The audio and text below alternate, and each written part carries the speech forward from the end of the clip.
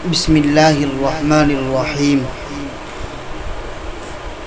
الحمد للہ وکفی وسلام علی عبادہ الذین اصطفی اما بعد فاعوذ باللہ من الشیطان الرجیم بسم اللہ الرحمن الرحیم سبحان الذی اسری بعبدہ لیلا من المسجد الحرام الی المسجد الاقصی صدق اللہ العظیم۔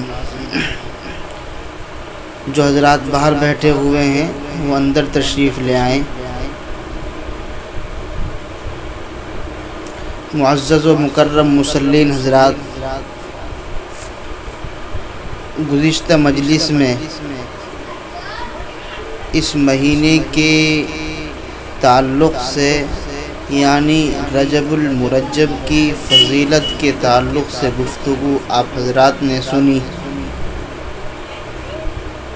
اگر ہم تاریخ کو اٹھا کر کے دیکھیں اور تاریخ کو پڑھیں تو اس مہینے کے اندر ایک خاص واقعہ جس کو ہم اور آپ واقعہ معراج کے نام سے یاد کرتے ہیں، جانتے ہیں،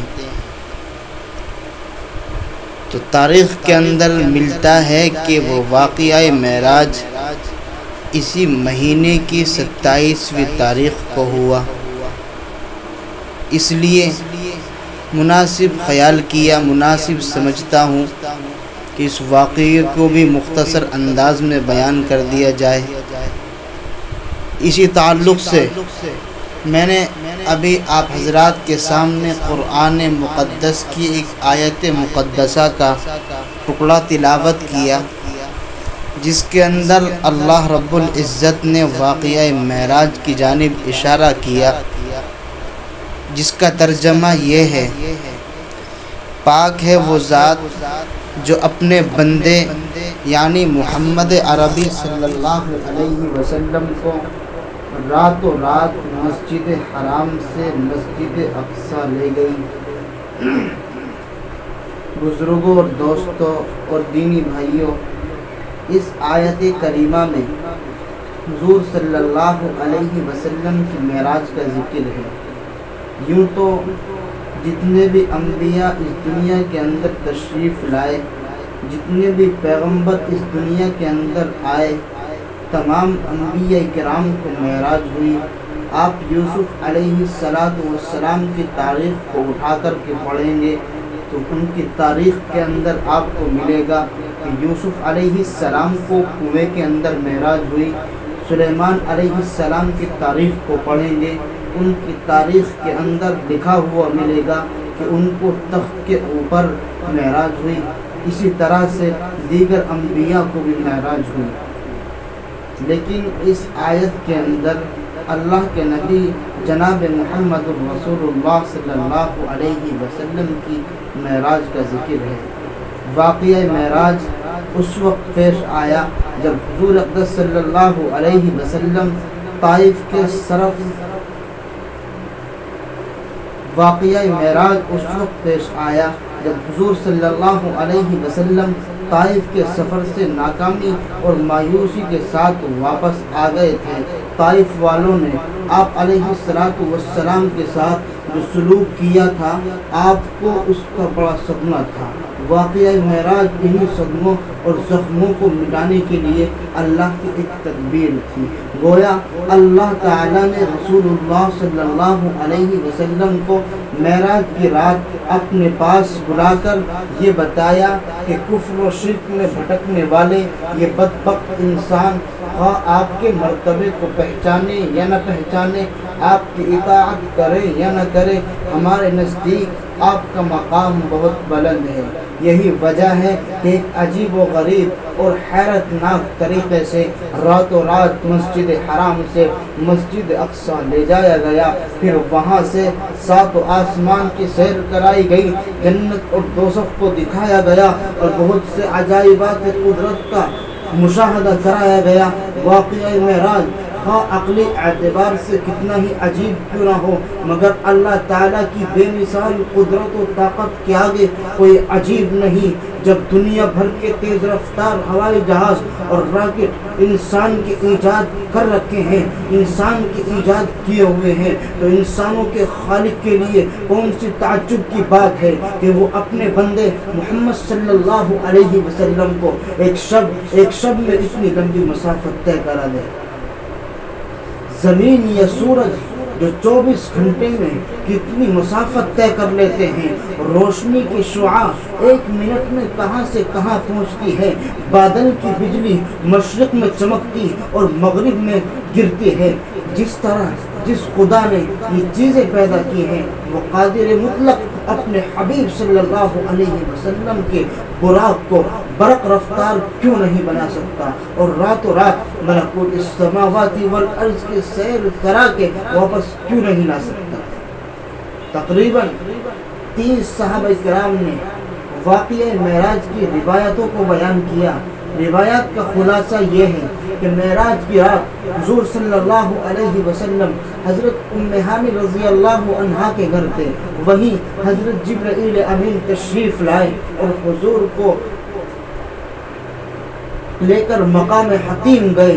وہاں انہوں نے حضور صلی اللہ علیہ وسلم کے سینہ مبارک کو چاک کیا، پھر قلب مبارک کو زمزم سے دھویا اور ایک سونے کا تشت لائے جو ایمان اور حکمت سے بھرا ہوا تھا، وہ سب سینہ مبارک میں ڈال دیا، پھر براق حاضر کیا جو ایک سفید رنگ کا جانور تھا، طول و عرض میں، لمبائی میں، چوڑائی میں گدھے سے بڑا اور خچر سے چھوٹا تھا۔ اس کی رفتار کا یہ عالم تھا کہ منتہائی نگاہ پر اس کا ایک قدم پڑتا تھا۔ حضور صلی اللہ علیہ وسلم اس سواری پر سوار ہو کر مسجد اقصی تشریف لائے۔ یہاں تمام انبیاء کرام منتظر موجود تھے، آپ کے انتظار کر رہے تھے۔ چنانچہ حضور اقدس صلی اللہ علیہ وسلم کی اقتداء میں سارے انبیاء کرام نے دو رکعت نماز ادا کی۔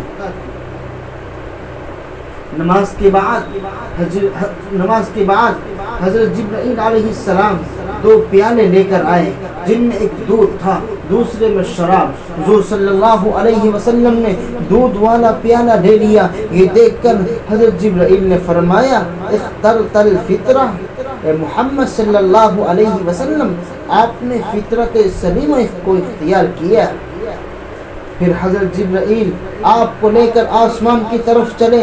سب سے پہلے آسمان دنیا یعنی پہلا آسمان آیا۔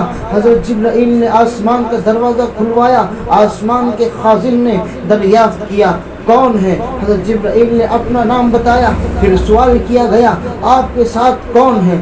حضرت جبرائیل نے فرمایا معی محمد صلی اللہ علیہ وسلم، میرے ساتھ محمد صلی اللہ علیہ وسلم ہے۔ خازن نے پوچھا کیا حضور کو یہاں بلوایا گیا؟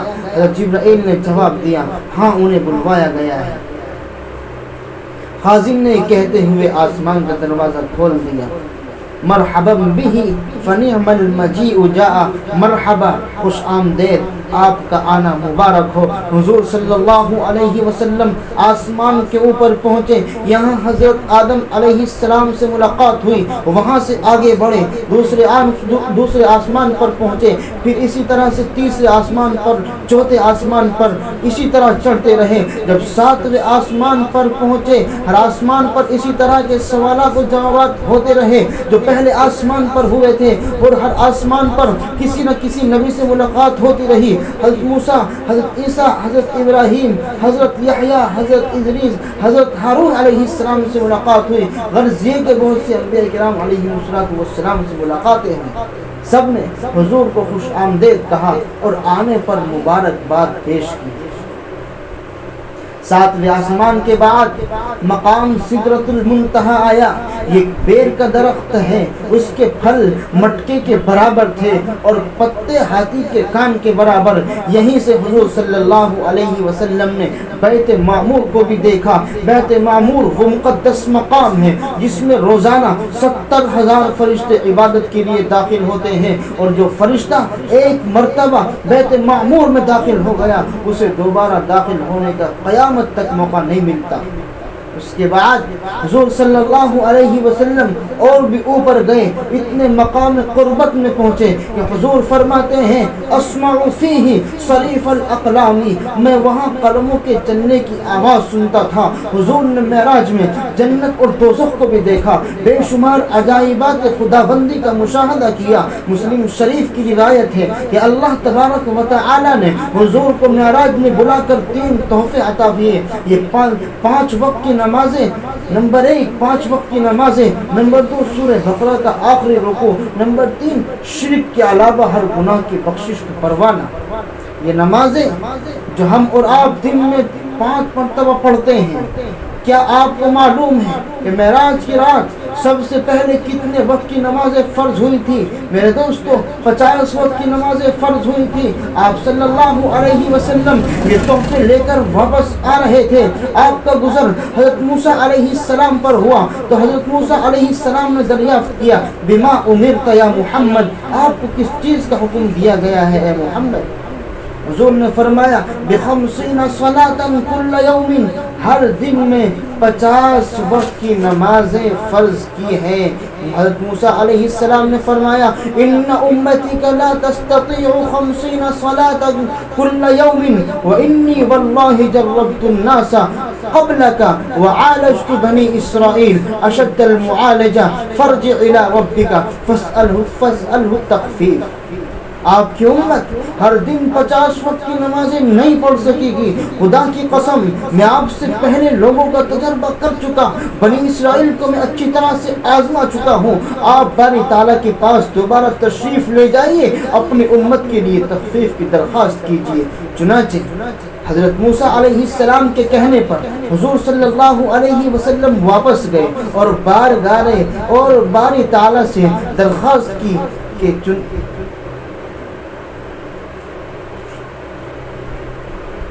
باری تعالیٰ سے تخفیف کی درخواست کی۔ چنانچہ 10 نمازیں کم ہوئیں اور 40 باقی رہ گئیں، لیکن حضرت موسیٰ علیہ السلام نے حضور کو پھر واپس بھیجا۔ کئی مرتبہ یہ سلسلہ چلتا رہا، اللہ کے نبی آتے رہے، موسیٰ علیہ السلام سے ملاقات ہوتی رہی، لیکن موسیٰ علیہ السلام ہمیشہ یہی کہتے رہے فاسألہ التخفیف۔ آپ اللہ سے مطالبہ کیجئے کہ اللہ ان میں سے کم کر دے۔ یہاں تک کہ جب یہ سلسلہ چلتا رہا، 5 وقت کی نمازیں رہ گئی، حضرت موسیٰ علیہ السلام نے پھر واپس بھیجنا چاہا، مگر حضور صلی اللہ علیہ وسلم نے فرمایا سألت ربی حتی استحیت ولکنی ارضا واسلم، میں نے اللہ سے بار بار تخفیف کا سوال کیا، اب مجھے سوال کرتے ہوئے شرم آتی ہے، میں اسی پر راضی ہوں اور اسی کے حکم کے آگے سر کو جھکاتا ہوں۔ بہرحال اس طرح 50 وقت کی نمازیں کم ہوتے ہوتے 5 وقت کی ہو گئی، مگر امت محمدیہ پر اللہ تعالیٰ کا بے پایا لطف و کرم دیکھیے کہ نمازیں 5 وقت کی ہو گئی، مگر ان 5 وقت کی نمازوں کا ثواب 50 وقتوں کی نمازوں کے برابر رکھا۔ بخاری و مسلم کی روایت ہے ہی 55، یہ ادائیگی میں 5 وقت کی نمازیں ہیں، مگر ثواب میں 50 وقتی ہیں۔ بزرگوں اور دوستوں، جب آقا و مولا صلی اللہ علیہ وسلم معراج سے تشریف لاتے اور آپ نے آ کر لوگوں کو بتایا کہ میں آج رات فلاں مقام پر ہو کر کے آیا ہوں اور یہ واقعات پیش آئے، تو اہل ایمان نے فوراً اس کی تصدیق کی۔ ان میں سب سے پہلے حضرت ابو بکر صدیق رضی اللہ عنہ نے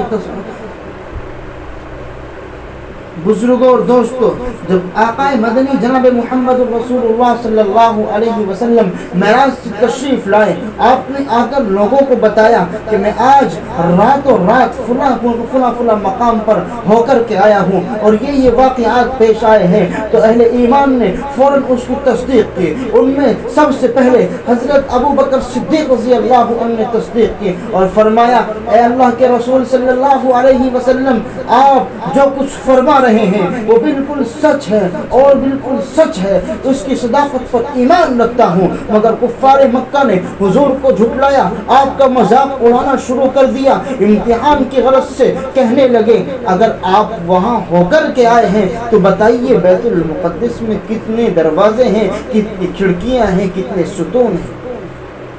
اس طرح کے بےہودہ ہوگا، اس طرح سے بےہودہ سوال کیے آپ سے، غور کرنے کا مقام ہے۔ کیا حضور صلی اللہ علیہ وسلم بیت المقدس اس لیے تشریف لے گئے تھے کہ وہاں کے ستون، وہاں کی کھڑکیاں شمار کریں؟ کیا آپ جس مکان میں رہتے ہیں اس کی کھڑکیوں کی تعداد بتا سکتے ہیں؟ کیا آپ جس مسجد میں نماز پڑھتے ہیں، 5 وقت کی نمازیں آپ کسی مسجد کے اندر پڑھتے ہیں، آپ سے اگر معلوم کیا جائے کہ بھائی آپ جس مسجد میں نماز پڑھ رہے ہو اس مسجد کے اندر کتنے ستون ہیں، کتنے پنکھے ہیں، اس کے اندر کتنے دروازے ہیں، اس کے اندر کتنی کھڑکیاں ہیں، آپ بتا پائیں گے؟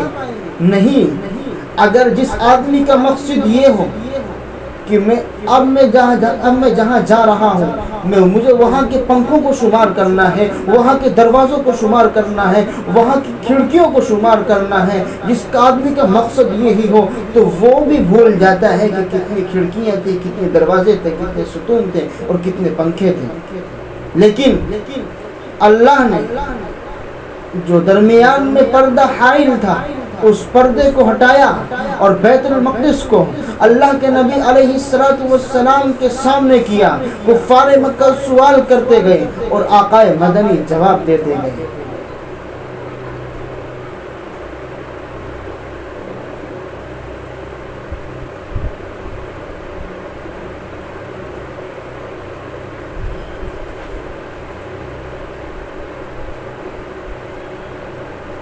آخر کفار کو منہ کی کھانی پڑی۔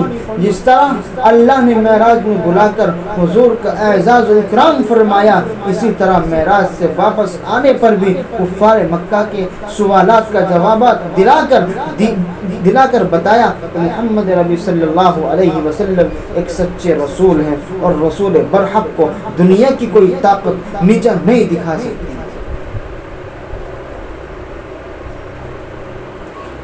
اللہ رب العزت سے دعا ہے اللہ رب العزت ہمیں حیات طیبہ کو نمونہ بنانے کی توفیق عطا فرمائے۔ وآخر دعوانا الحمدللہ رب العالمین۔ جن حضرات نے سنتیں نہیں پڑھی سنتیں پڑھی۔